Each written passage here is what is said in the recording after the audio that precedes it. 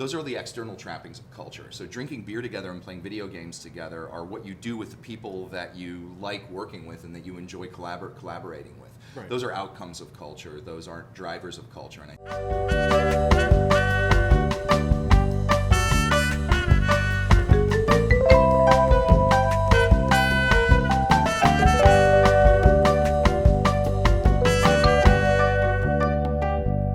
Hi everybody, welcome back to another episode of 10th Magnitude's Manhattan's Project. I'm Michael Gibson, Marketing Manager here at 10th Magnitude, and I'm joined today by our CTO, Jacob Saunders, who is here today to discuss culture and what that means and what that means specifically here. So thank you very much for joining me. I appreciate you coming in so early to do this. We're actually doing this at 7 a.m. Thanks for having me. So we can get this in. So. Yeah, this looks like a cup of coffee. There may be whiskey in it. You never know. I considered Bailey's. All right, so cultures. So that's actually something that I know personally to me means a lot about an organization. It's something that's always been sort of priority one for me. And one of the reasons I think that my time here at 10th Magnitude has been so successful is that I've sort of been encouraged to join the company culture, but also bring myself to it as well. So what's your take on it, and how do you nurture that? So I read a really interesting book a couple of years ago. It's called Genome by Matt Ridley, and so in that book he argues that culture isn't something that defines human behavior or that drives certain human behaviors. In other words, it's not the culture that you're a part of that compels you to behave the way you do. Mm-hmm. Culture is the outcome of many individual decisions by individuals, and that those decisions are driven by cultural instincts that are baked into our DNA. So in other words, the creation of a common moral code, or mechanisms for punishing transgressors of that code, or rewarding success, are actually basic cultural instincts that we all have as human beings. Mm-hmm. So we're going to start this with like an anthropology lecture? We are going to start this with an anthropology. With an anthropology lecture. All right. So. Look, I've got some gray in my beard. I'm an old coin-operated guy, but even in today's working culture, that's largely defined by millennials. I think some basic truisms still hold. So, people are always going to do what you pay them to do, right? So people want to find meaning in their work these days. I think in a way that's really healthy and that's interesting. Yeah. But people are still going to do what you pay them to do, right? In the end, they still need to take care of their families. They still need to do whatever it is they do outside of work that makes them tick. And so if you take that down to the kind of microcosm of an organization, if you want to create a culture of collaboration, if you want to create a culture of cooperation, you need to take away organizational barriers to that collaboration that exist in most organizations. Mm-hmm. We sit down with CIOs all of the time and we tell them, you need to erase the boundaries between the kind of silos that you have within your own shop. You need to take away the walls between infrastructure and development. And that's going to create a much more collaborative and cooperative technology department. So if you want to be if you want to be a credible conversation partner in that dialogue, you have to organize yourself that way as well. And so I wanted to talk a little bit about what makes us different and how we're organized to foster that collaboration rather than kill it. How do you encourage or foster, not necessarily the same sort of projects, but similar, I have this skill set, it's something I'm interested in doing, I want to pursue it. How do you encourage that sort of growth? Sure. So most consulting firms are organized into regions, and they're organized into practices, and each one of those regions or practices is measured based on its own financial success, right? It's basically a mini company within a company. Sure. So let me give you an example of how not to do it. So on my very first day at a consulting firm where I was hired some years ago, I'd been brought in to build a Microsoft-centric business intelligence kind of sub practice, or ostensibly anyway. That turned out to not be the case at all, but deceptive recruiting practices are a story for a different day. Oh yes, we'll cover that eventually. We'll get to that when we have Molly, our recruiter, on the show. That's what we'll do. For sure. So they brought me in to build a small piece of the organization, and so I did what any sane person would do. I found my 7 peers in different areas of the country who were in a similar position to mine, and who were trying to do something similar. And I emailed them, "Hi, it's Jacob, just joined in Chicago. Here's what I'm trying to do. I understand that you guys are the leaders in the rest of the country. If there are go-to-market strategies, if there are frameworks, if there are sales decks or other things that you've generated, I'd love to benefit from that collective wisdom. Here are some things that I bring to the table. Here's some things that I'm really good at. Here is some IP that I would like to develop. If there are any existing communication cadences within this group, I would love to be a part of that. Would really appreciate an invite. If there aren't any existing communication cadences within this group, perhaps we could create some. Thanks, Jacob. Bye. Great to meet you all." And 0 people even responded to tell me to buzz off. It was literally Wow. absolute crickets. I sent this email to 7 people. It was just this open, friendly, collaborative email, and no one responded to it. And so I spent a lot of time thinking about what would compel people to ignore something like that, right? What would compel people and not to want to answer something like that? And so I was a lot younger at the time, and I spent a lot of time wondering, are they terrible people? And of course they weren't terrible people. But it can be easy to take that personally. Yeah, you could, but I tried to draw a lesson out of it. Sure. And so the lesson was not that those were bad people. The lesson was that those people were being paid to ignore my email. And Okay. let me explain what that means. Okay, please. So there are 2 ways that consulting firms or professional services firms are organized. They're either organized in a partner-centric model, which is common in kind of the big 4, accounting and finance focused professional service firms, and there is the service line organization or the practice organization, which you'll see in a lot of technology consulting firms. So, going back to that kind of running a mini company within a company, if I create a practice, stands to reason that I would want to be able to measure the success of that practice. And so I give the practice a P&L. Well, what does that mean? Now I have to start measuring revenue. So how do I measure revenue? Well, I can do that one of 2 ways. Either a person is going to belong to a practice, or a project is going to belong to a practice. Those are really the only 2 ways to do it. So if a person belongs to a practice, then that means all revenue is attached to that individual. So as a practice leader, I'm measured on and I'm incentivized to keep my people billable, regardless of the outcome or regardless of whether they're actually the right people for a client project. Right. And so I'm always going to fight to get my own people onto a project, and now I've done something that's detrimental to client success. If projects belong to a practice, well, then whoever sold the project is probably going to get credit for it. So if I'm practice leader A and you're practice leader B, I'm not going to bring you in to try to help sell a cross-functional deal because I want to win that. I don't want to share the credit for that. I'm going to get paid when I win that deal. I'm going to want to go it alone. And so again, I've ruined collaboration, and I've created an atmosphere where people are hoarding information and keeping things close to the chest. And I've created something that is not open and collaborative, and that does not function the way we want to function, and also not the way we advise our clients to operate. Organizational structure drives behavior, and compensation structure and the metrics you use drives behavior to a really surprising extent.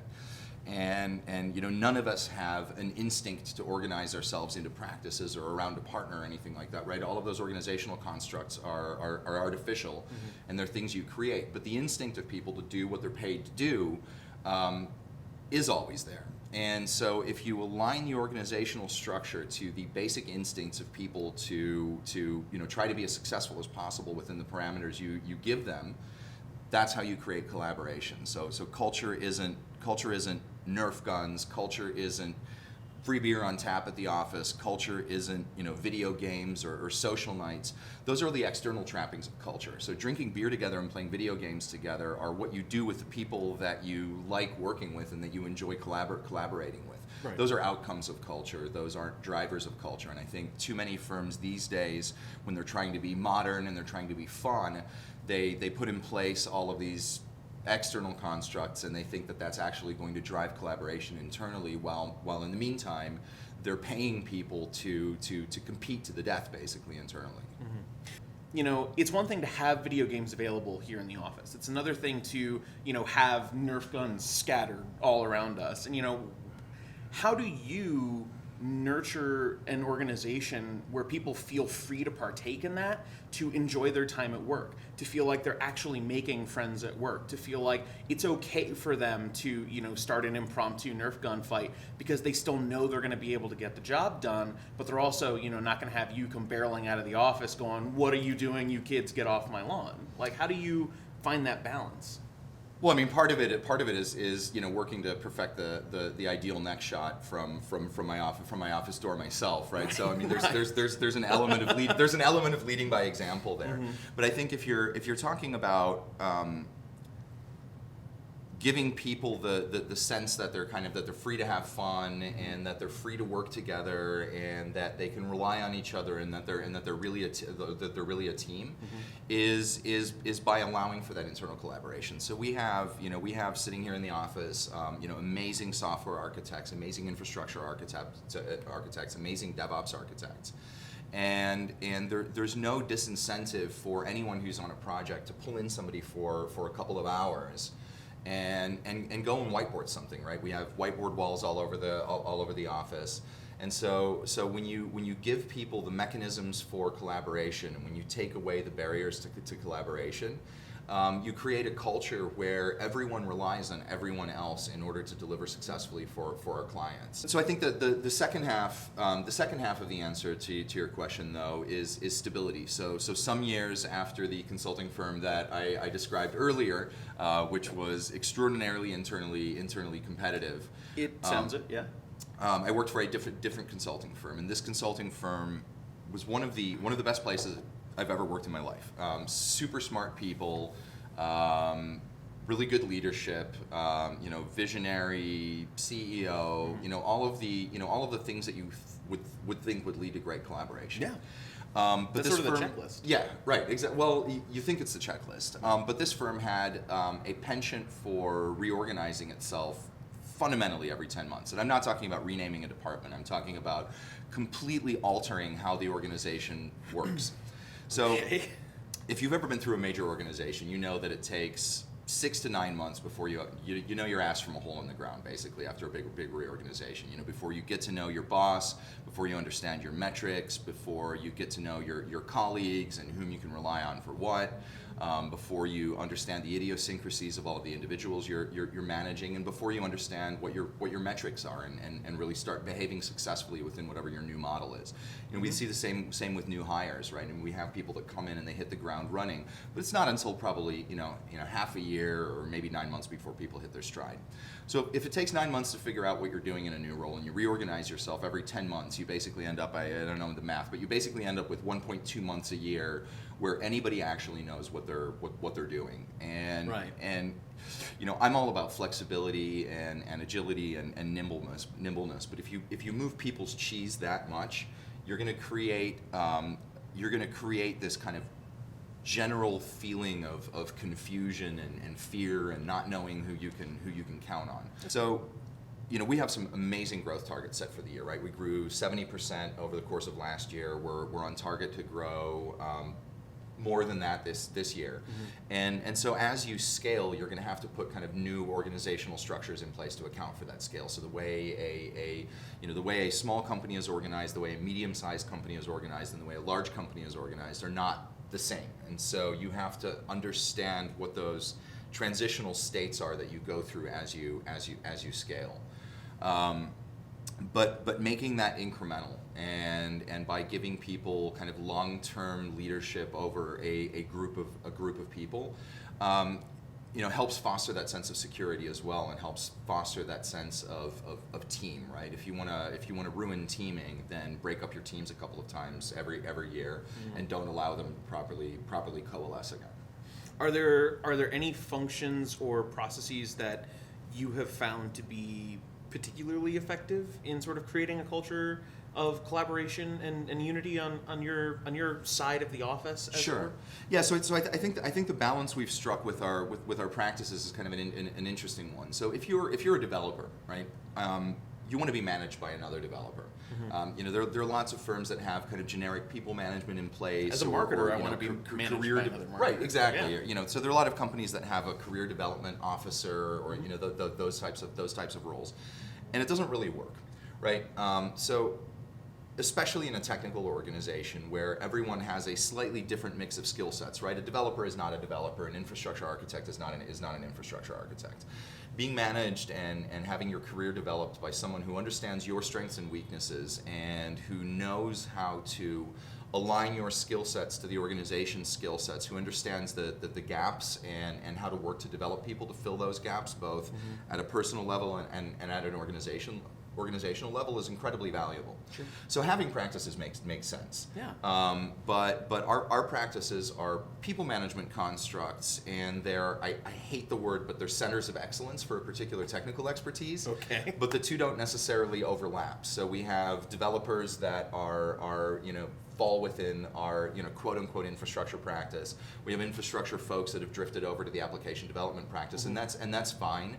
So I'd say kind of a loose organization where people have a manager that understands what they're doing and that is able to help build them as individuals on the one hand, and on the other hand, having those practices be loosely where a particular skill set or a particular competency is housed, has worked well for us. There are a lot of other things that we're doing kind of at the detail level and the metrics and the process level that I probably shouldn't share externally. Right. But at a basic level, I think surprisingly, how we're organized, what our org chart looks like, has been one of the primary drivers of our success and has been one of our primary drivers of employee satisfaction. And I think the lesson is that if you spend enough time in professional services and you work for a lot of different organizations, you learn how to do certain things. You also learn how not to do certain things. And organizing ourselves like a traditional consulting firm is not a recipe for success. And I think part of the reason that we're such a credible player in the market, and that both from a project execution perspective and a recruiting perspective and a kind of strategic guidance perspective, we're able to have those conversations, is because we are what we preach. On a personal note, I do enjoy the culture that we have here at 10th, and sort of that fostering and developmental growth metrics that we create for each other in this culture of collaboration. It's been really great. It's a really fun place to work. It really is. I've been actually telling a few people lately. It's even in the time I've been here, which is getting on 10 months. You're like a seasoned veteran. Yeah, I mean, for our at this standards. point, jeez, is that I'm still every morning. It's not, I'm going to work. It's okay. I don't want to wake up, but I'm going to work, and I know I'm going to enjoy what I do, and I think I know that's reflected elsewhere when I talk to other people in the office. So I think that's great. On that note, though, I think we will start every episode from now on with an anthropology lecture. I think that served us pretty well. Well, you can deliver quite the U.S. government history as well. So, yes. So maybe we could do some historical lectures, mix it up a little bit. I am a massive history nerd, and I'm happy to pair that with anthropology lectures. So thank you for coming in. I appreciate Thanks for having it. me. And join us next time. As always, if you'd like to see all our latest content immediately when we post it, make sure to like, comment, and subscribe in the links and buttons below. And if you'd like to be a guest on the Manhattans Project, drop us a line. You can reach me at mgibson@10thmagnitude.com or via Twitter on our handle @10thmagnitude. See you next time. And if you'd like to work somewhere awesome, email jobs@10thmagnitude.com. Yeah, we are still recruiting as well. That's right, we are. All right, bye. Bye.